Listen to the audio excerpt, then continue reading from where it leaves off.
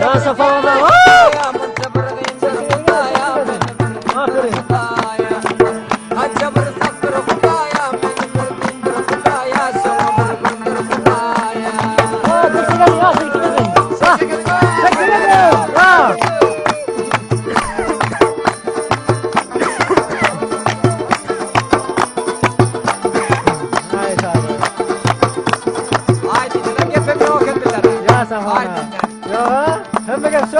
Kalam defter alıp işim halk bilen geçti köprem günler kaldım ot bilen.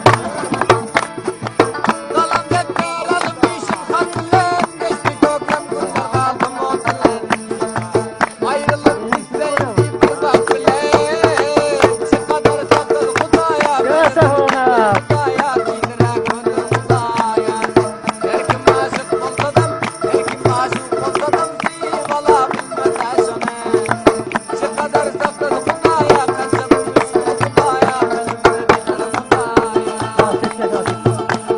Çek çek et. Çek aşık para. Ya safalana. Yavala Kudaya. Konuşmalara mutluya. Tamam.